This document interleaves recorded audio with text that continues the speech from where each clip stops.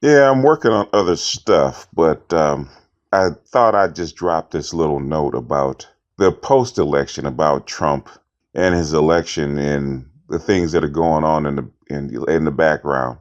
Shouldn't say in the background. What's going on in the media and the protest and all that kind of silly stuff. I really don't get the protest after the fact. The torching of the cars, stuff like that after the fact. That stuff should have been done before the fact, because before the fact, before election night, the marching in the streets and the protest and all that stuff in front of Trump Towers would have worked, because the reason you protest or you march or you riot is to change the perception of people in the nation, of people around you.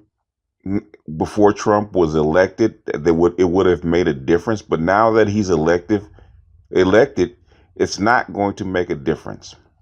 He's going to be there for 4 years, come hell or high water. And even if something does happen to him, his administration will still be there. Got to remember, an elected president doesn't just bring in himself, he brings in his cabinet and the whole administration. So even if you do get rid of the guy, his legacy and his administration will still live on. So all the angst that people are showing now will absolutely make very little difference, if any. The second piece that I would say is that it's only been a week. It's been 7 days, which is nothing. You got seven out of, what is it, 1,600 days, maybe a little bit more. I haven't done the math. I think it's like 1,700 days in the 4 years that he has to be president. I haven't done the math. No, it's less than that. It has to be, what is it? It has to be like 1,400, something like that. In other words, it's a drop in the bucket. It's a literal drop in the bucket compared to what you're going to have to live through for the next 4 years. And the thing is, he hasn't chosen a cabinet. He hasn't. I don't think he's chosen a chief of staff or anything like that. And as President Obama says, there's a big difference from running and governing. When you run, you're trying to carve out your niche and you try to build a constituency that will put you in the White House. Once you're in the White House, you have to do the exact opposite. You got to bring all these people together because now you have to make the machine work. When you're running, you're dealing with promises and possibilities because you don't have to make the decisions to make the machine work. You don't have to make the compromises. Running is not the art of compromise. Running is about forging your will and expressing that will to people so that they will vote for you. Governing is compromising to get things done. Governing is compromising to get things done.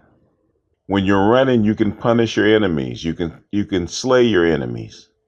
When you're governing, you have to work with your enemies.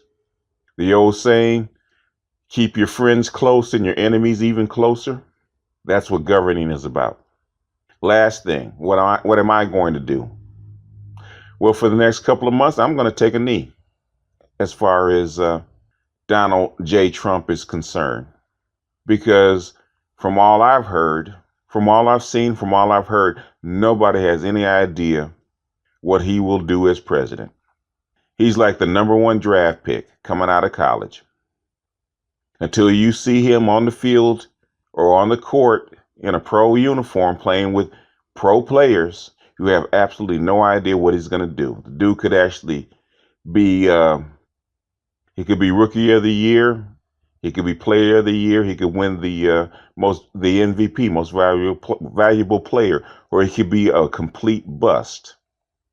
You have no idea until he gets on the field of battle, until he sits in the Oval Office after taking that oath. And then all the problems and requests will start coming in. So all this angst and all this protest and all this opinion about who Trump is and what he will do and what will happen means absolutely nothing. Most campaign promises aren't worth the toilet paper that they're written on. What matters is the facts on the ground when that man sits in the office and the decisions that he's going to make. And there's not one president that's ever sat in the office and faced those facts that hasn't changed his mind about something that he's doing. Ronald Reagan came in to cut taxes and cut spending.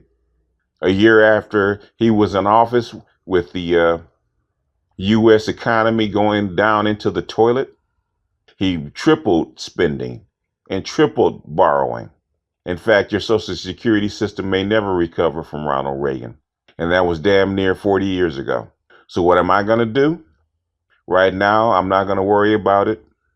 One, because there's nothing happening. And number two, there's nothing that you can do about it. His policies won't start taking effect until January 20th. So until then, I'm going to do a Colin Kaepernick. I'm going to get off the field of battle as far as this is concerned, and I'm going to take a knee and watch. And I would suggest you do too.